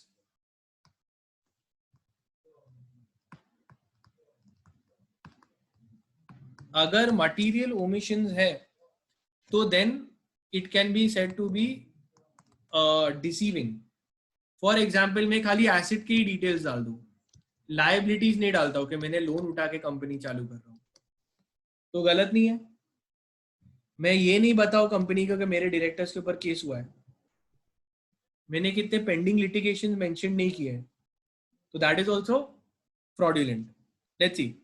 तो सेक्शन 26 कवर्स दैट कि भाई सब कुछ सच बोलो, झूठ कुछ मत बोलो, और not only that, you also ensure that there is no omission of material facts. This is given. Now coming to the ज्यादा नहीं है, we discuss too much, set out the information that needs to be there. Now coming to shelf prospectus, and the other one is red herring prospectus. You can mark this as important. They can ask for exam in exams. Now let's see what is shelf prospectus. पहली बात, shelf. Shelf में से normal मतलब क्या लगता है तुमको? Shelf मतलब क्या होता है? Payal, you can tell me shelf का मतलब क्या होता है? A place where you store something. Books. Books store करते हैं हम लोग, तो शेल्फ, तो दैट इज अ शेल्फ। यहाँ पे क्या होता है? If a company is going to make multiple issues, okay, तो don't you think they will have to file every time they have to file a prospectus? Because जब भी जाएंगे तब उनको प्रोस्पेक्टस इशू करना ही पड़ेगा। तो इससे अच्छा वो क्या बोलेंगे? They will file shelf prospectus, they will file a shelf prospectus, और आरओसी को बोलेंगे उधर ही रख दो शेल्फ पे, because we are going to make multiple issues. अब वो शेल्फ प्रोस्पेक्टस में क्या होगा? एक वैलिडिटी पीरियड होगी, एक वैलिडिटी पीरियड होगी। जनरली तुम्हारे बुक में से देखकर बोल सकते हो वैलिडिटी पीरियड कितने टाइम तक है? 1 year. 1 year। तो 1 year from first issue, from the first issue, तो 1 साल के अंदर मैं हर टाइम कितने भी इशू ला सकता हूं। तो अगर मुझे लग रहा है कि मैं मल्टीपल इश्यूज करने वाला हूं, तो which prospectus I should file?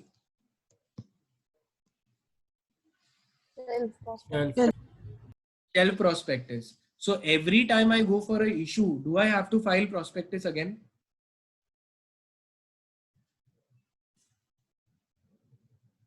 No. So you will not have to go. मैं बोलूंगा भाई शेल्फ पे जो पड़ा है देख लेना, घड़ी घड़ी में क्यों वही सेम चीज तेरे को फाइल करूं?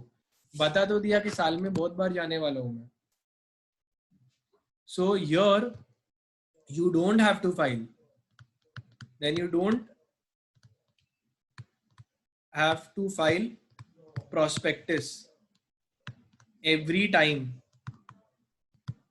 you go for public issue during validity period.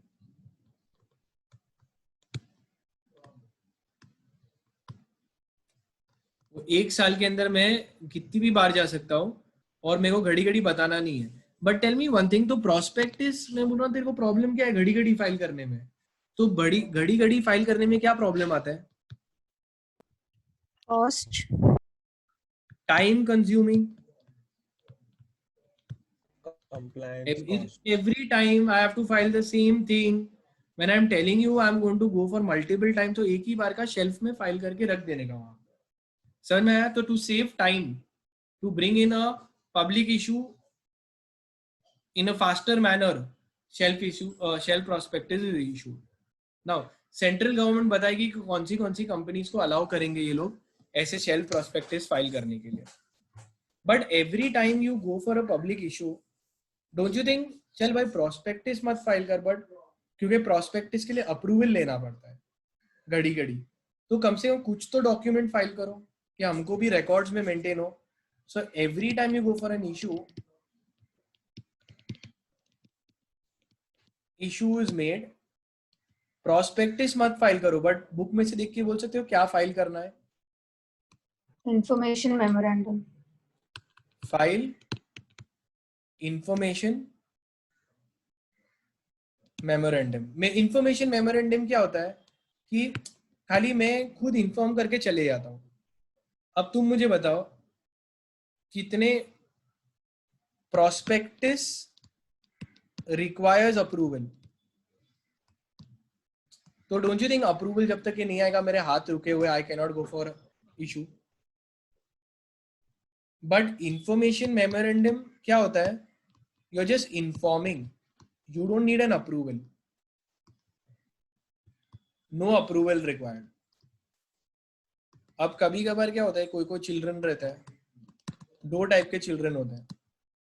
एक क्या होता है हर टाइम अपने घर पे अप्रूवल लेके, अभी घूमने जाना है, you want to go for movie. तुम कौन से कैटेगरी में आ रहे हो पार्थ? तुम अप्रूवल लेके जाते हो पेरेंट्स का कि इन्फॉर्म करके जाते हो? Inform करके जाता हूँ. What a liar. Yeah. Now inform करके, see because his parents trust him.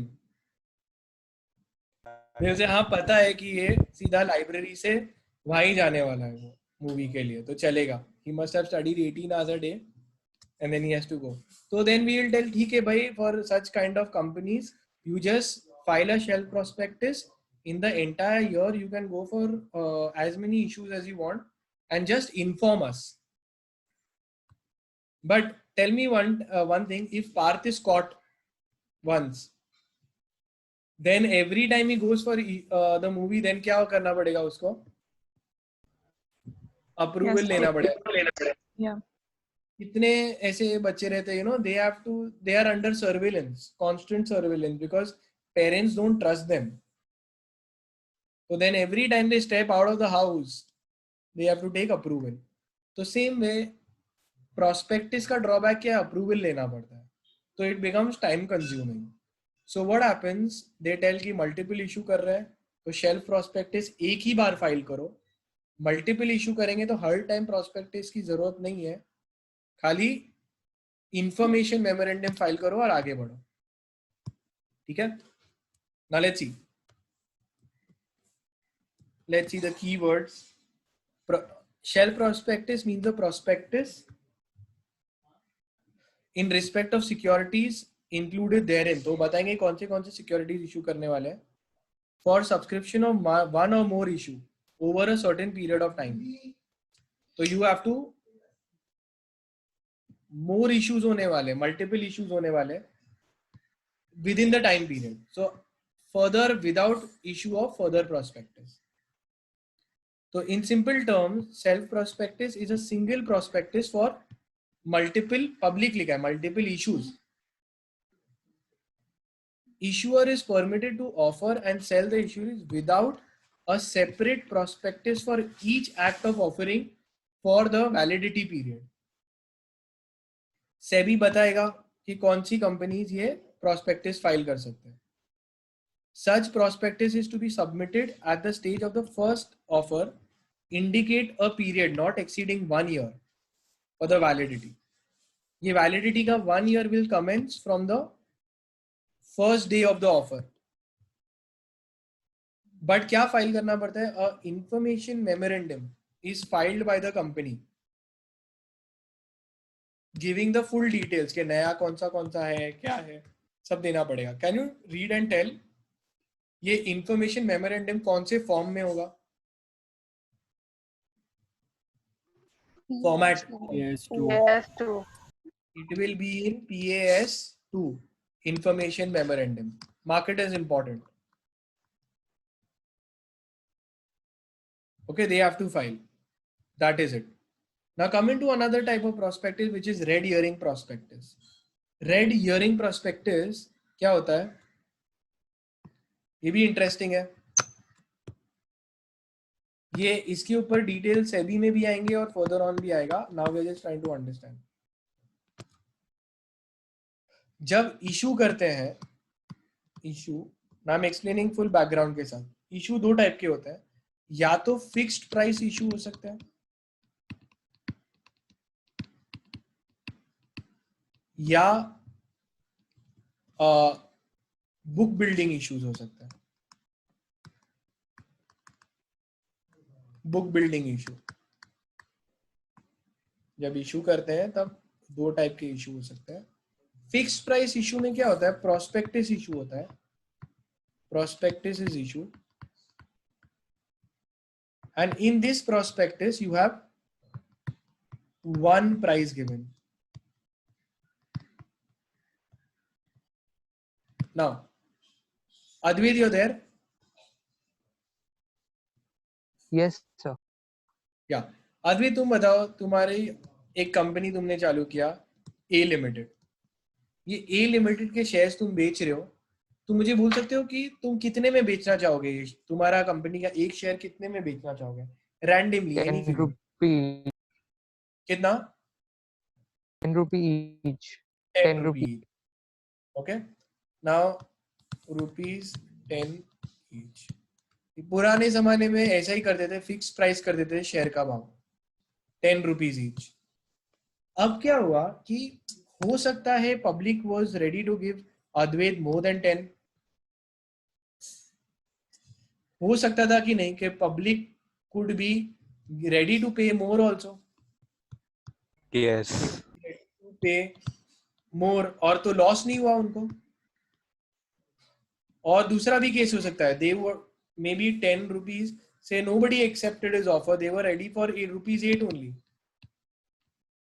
8 rupees का भी. तो दोनों ही अंडर प्राइसिंग का भी प्रॉब्लम हो सकता है, ओवर प्राइसिंग का भी प्रॉब्लम हो सकता है. When you fix your price, there could be a problem of underpricing, or it could be a problem of overpricing. तो इसको सॉल्व करने के लिए कंपनीज ने एक नया मेथड यूज किया which is called as book building method और book building issue. In this, now pay attention, a red herring prospectus is issued. Now why it is called as red herring prospectus? Because this concept was introduced by Red Herring company. Company का नाम था red herring.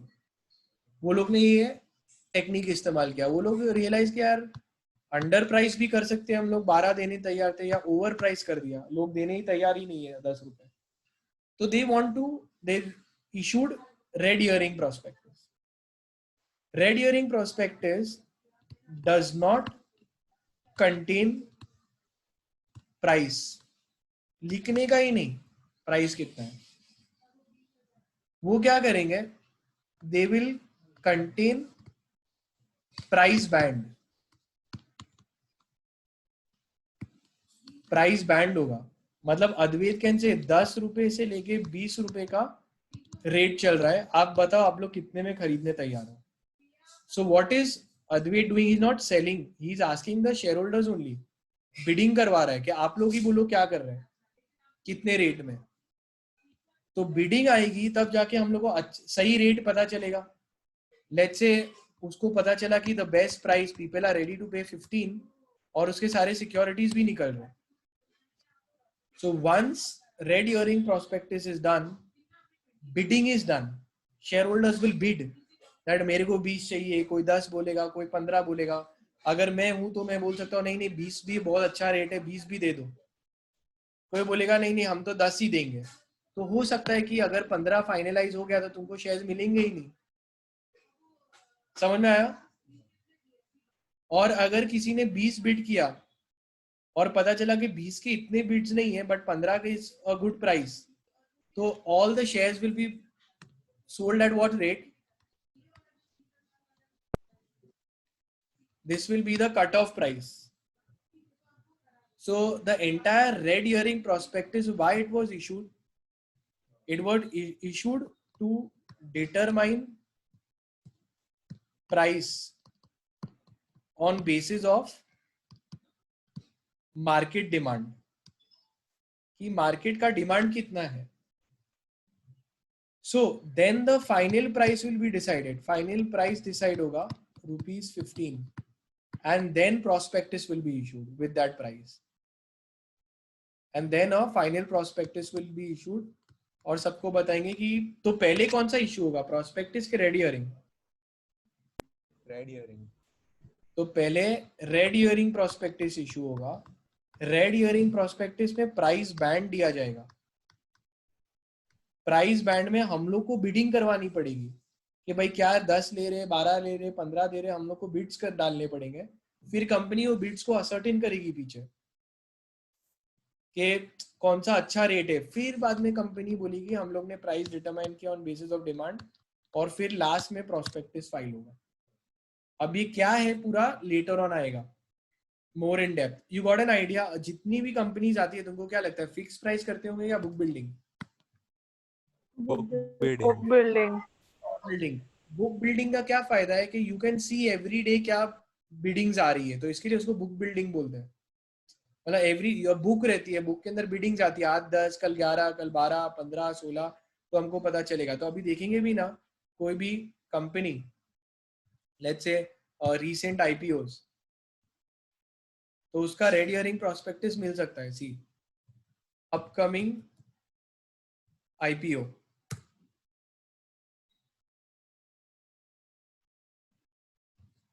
तो ये IPO का मतलब क्या है? Cell, first बार अपने शेयर्स पब्लिक को बेच रहे हैं।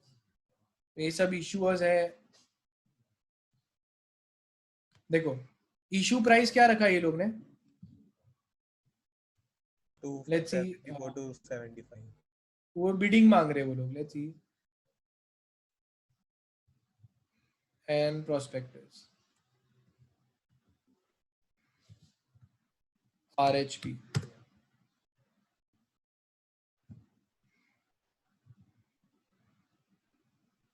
ड्राफ्ट रेड हियरिंग प्रोस्पेक्टस का लिस्ट। ये माइंड स्पेस, येस बैंक भी आ रहा है रेड हियरिंग प्रोस्पेक्टस। किसका देखना है तुमको? उज्जवन, सी कोई अच्छी कंपनी है, स्टर्लिंग, ये सब कंपनीज, मेट्रोपॉलिटिस हेल्थ केयर लिमिटेड। ये पता है मेट्रोपॉलिटिस क्या है? अभी जो कोविड के रहते हैं वो लोग के आते रहते हैं इधर ही, ऐसे देखते चलो। मेट्रो पॉलीकैप, किसका देखना है तुमको red herring prospectus? Yes bank. Latest yes bank. अभी ये येस बैंक का रेड हियरिंग प्रोस्पेक्टस। सी यहाँ पे क्या लिखा है कि it is a red herring prospectus. अब रेड हियरिंग प्रोस्पेक्टस में बिडिंग क्या करना है, किधर करना है, वो सब बताएंगे वो लोग। टेक्निक क्या होगी वो देखो। बुक बिल्डिंग भी लिखा है यहाँ पे, बुक बिल्ड ऑफर। ये सब ऑब्वियसली अभी तुम लोग को इमीडिएटली अभी ये नहीं है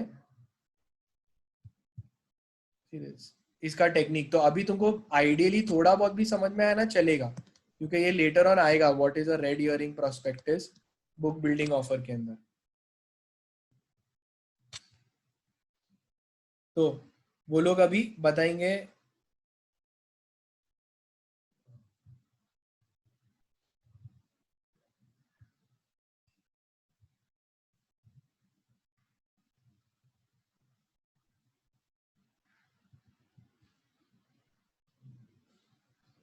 तो वो लोग बताएंगे कि बिडिंग क्या होगी,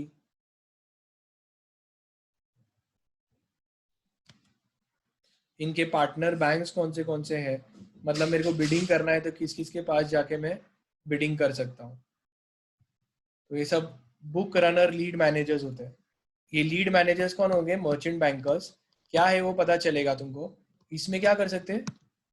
बिडिंग करने के लिए यहाँ ये सारे सेंटर्स में जाके मैं बोल सकता हूँ कि बिडिंग फॉर्म होगा और मैं वहां पे जाके फाइल कर सकता हूँ red herring prospectus bidding. The equity shares of offered through this red herring prospectus are to be listed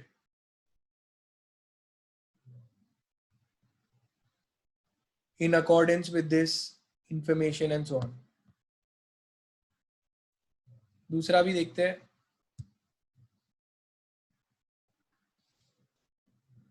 उज्जवम का कोई भी एक दूसरा देंगे।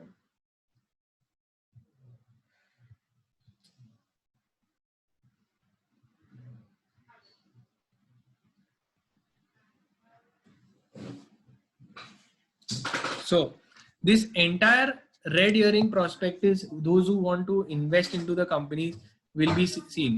Offer document, यहाँ पे तुम्हारा मेंशन होगा mind space, initial offer of up to this much is made for a cash price of this much. तो वो लोग पब्लिक के पास से बिड्स मंगवा रहे हैं और बिडिंग के अंदर तुम जाके यहाँ पे बिड कर सकते हो। वो लोग देखेंगे कि तुम ही देखो ना, अगर मेरे को कोई चीज बेचनी है तो what is the best way?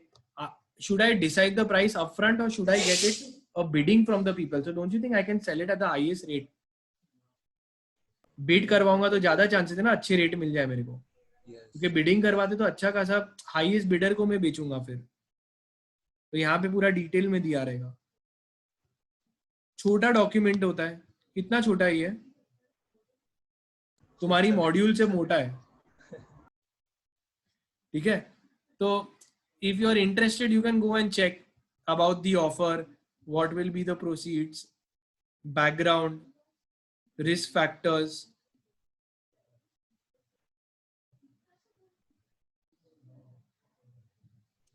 Etcetera, ठीक है।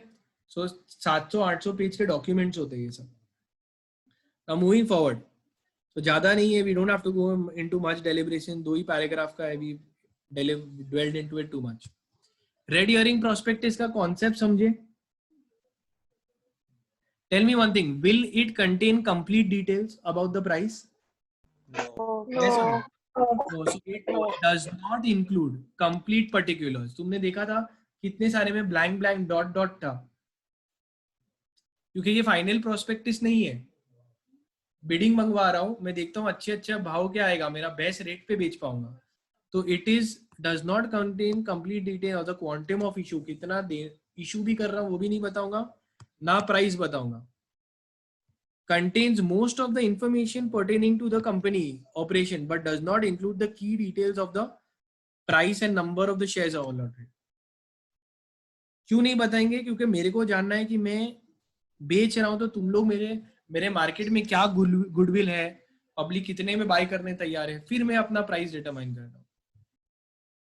सो एक सोच के बोलना, रेड हियरिंग प्रोस्पेक्टस जो है वो ऑफर है या invitation to offer? Invitation. to offer. Invitation to offer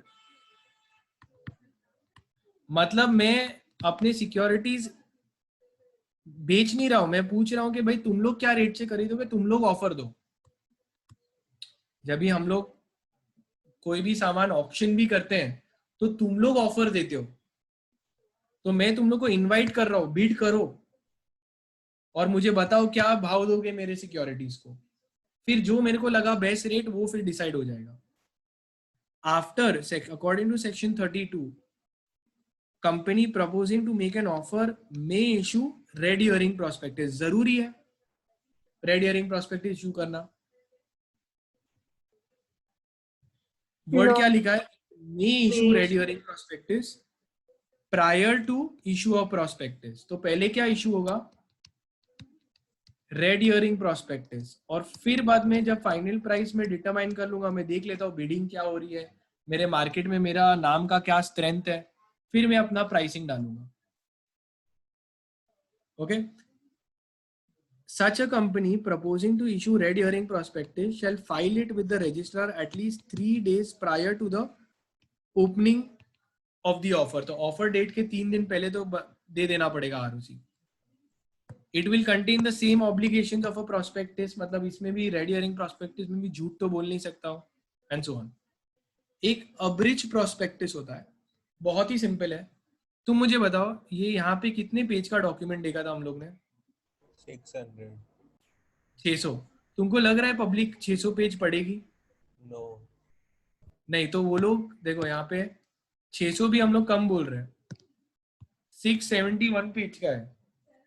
तो मैं कोई इन्वेस्टर आया है, उसको इन्वेस्ट करना है 20,000 रुपए. मैं अगर तुमको 20,000 रुपए भी दूंगा, तुम 671 पेजेस पढ़ोगे? Yes. Very good. तो ये इसलिए ही तो हम लोग so many people are reading the module because of that only. Now इसमें क्या सीन है कि 671 पेजेस तुम पढ़ भी लोगे तो तुम समझ पाओगे क्या? एक कॉन्सेप्ट है, if you can't convince them then what you have to do? Confuse them. तो अगर मैं चाहता हूं कि तुम लोग को ज्यादा मेरे कंपनी के बारे में इतना इंफॉर्मेशन करो बॉम्बार्डिंग, अगर 671 पेजेस है तो तुम एक भी पेज नहीं उठाओगे. आज तुम लोग ने कंपनी लॉ को टच किया था कभी भी? नहीं. बट सबसे पतली बुक जो रहेगी ना, गाइड वाइड, तो उसको पढ़ने का भी मन होता है. तो same way, if the prospectus and red herring prospectus is very voluminous, so in return to explain to an investor, if I am a genuine company, I tell boss, as per section 26 I have to state so much. I'm not lying or confusing you, but so much information is needed to be shown. I will issue that the vital details of the company, only the important aspects, that important salient features जो की होंगे, की info, वो एक page पे दे सकता हूं कि नहीं? मैंने 2 साइड का हाइलाइट्स. ये हाइलाइट्स को क्या बोलेंगे हम लोग? Abridge prospectus. Section 2 subsection 1 company law के सेक्शन चालू ही होते फ्रॉम 2 सबसेक्शन 1. मतलब फर्स्ट डेफिनेशन ही क्या मिलेगा तुमको? Abridged prospectus. होता क्या है? It contains the salient features of the prospectus. Okay? तो कभी भी हम लोग ऐसे डॉक्यूमेंट्स देंगे, एप्लीकेशन फॉर्म रहेगा, उसके साथ में क्या देना चाहिए हम लोग को? Abridged prospectus. तो एटलीस्ट बंदा इतना इन्फो नहीं पड़ेगा, बट कम से कम हाइलाइट्स तो देख ले. तो कंपनी लॉ में बोला कि तुमको देना पड़ेगा. आगे देखते हैं. What is offer for sale called as a deemed prospectus. Let's see, deemed prospectus, and यहाँ पे prospectus के topics खत्म हो जाएंगे. So let's see what is a deemed. यहाँ तक समझ में आया red herring prospectus? What is a red herring prospectus? If I just have to summarize, it does not contain the price or the quantum of securities issued. It will contain a price band and it will invite bids, and then after red herring prospectus I will file the final prospectus. Now coming to the point, next one, there is a concept called as deemed prospectus. prospectus का section कौन सा था जिसमें details होने चाहिए? 26. तो ये section है 25. Section 25 deals with deemed prospectus. Now deemed prospectus होता क्या है? It is any document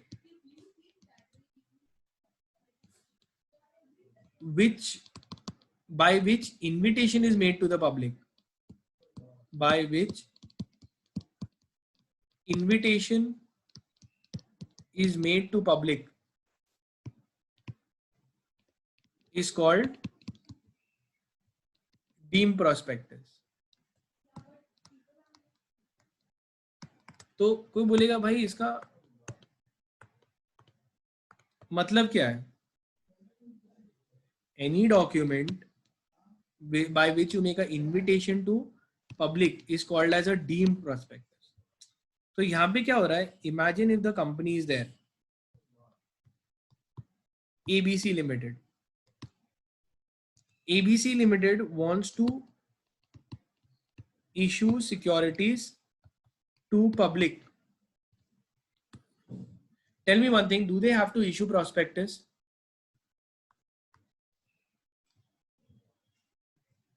Yes.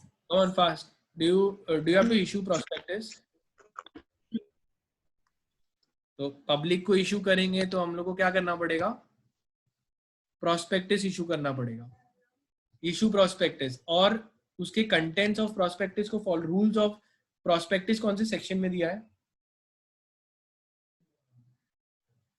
Prospectus में क्या क्या डिटेल्स होने चाहिए, कौन से सेक्शन में?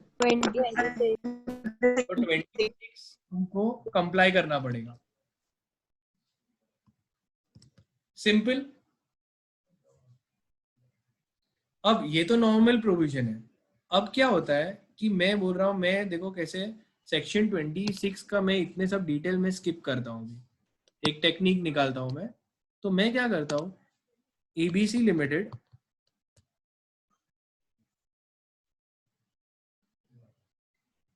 will issue the shares to one person. ABC Limited will issue shares to one person called as the intermediary. Tell me, this intermediary को issue किया मैंने, is it a public issue? No. नहीं, तो prospectus issue करने की जरूरत है? Prospectus issue करने की जरूरत है? No.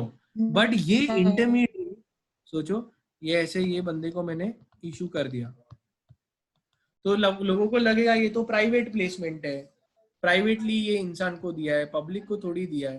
तो सेक्शन 26 फॉलो करने की जरूरत नहीं है because prospectus is issued to public. But ये इंटरमीडियरी क्या करता है? अनाउंसमेंट करता है कि मैं मेरे शेयर्स बेचना चाहता हूं और वो अपने शेयर्स पब्लिक को बेच देता है. तो क्या हुआ? The company issued it to an intermediary who further is issuing it to the public. So don't you think the document by which he must have issued some advertisement? एक advertisement दिया होगा. He must have given some notice. He must have made some public announcement. Now, is it the company that is doing or it is an intermediary? Intermediary.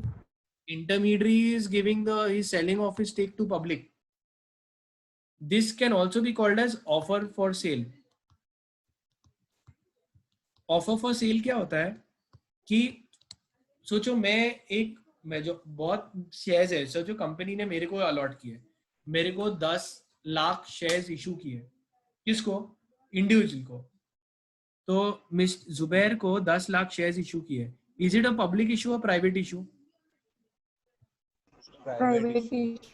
Private issue.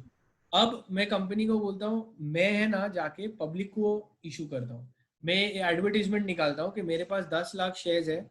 एक advertisement घुमाता हूँ market में कि जिसको भी ये 10 lakh shares खरीदने हैं वो खरीद सकते हैं.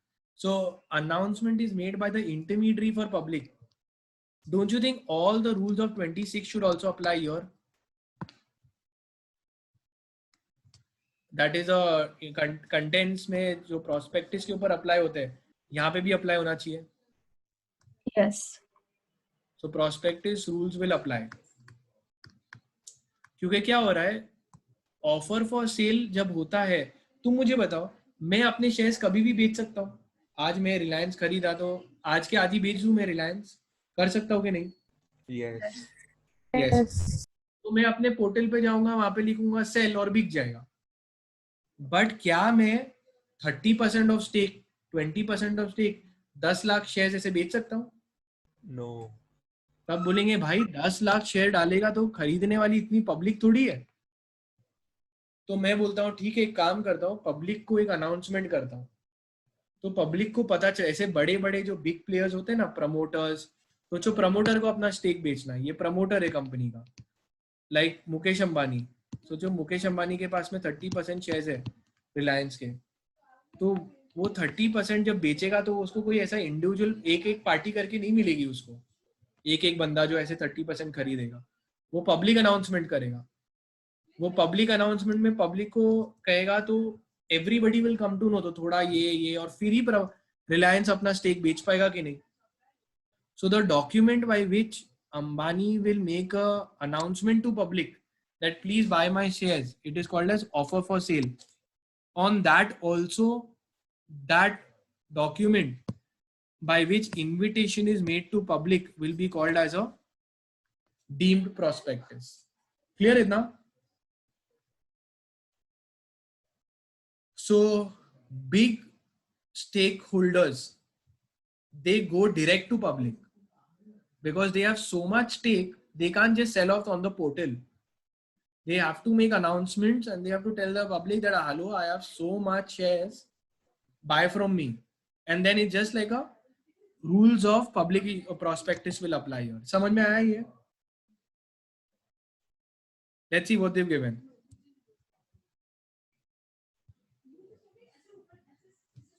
See, क्या word use किया है वो लोग ने? Offer for sale. Mark करो important. What do you mean by offer for sale? Now pay attention. इसका लैंग्वेज थोड़ा तुमको कॉम्प्लिकेटेड लग सकता है, बट एकदम ध्यान से पढ़ोगे तो समझ में आएगा. Where a company allots securities with a view that those securities being offered to sale to public, any document by which such offer for sale is made to public shall be all purposes deemed to be the prospectus of the company, and all the laws of prospectus will apply.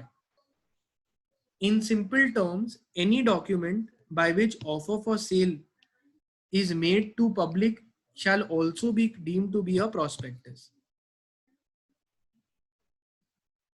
An invitation to the general public through an intermediary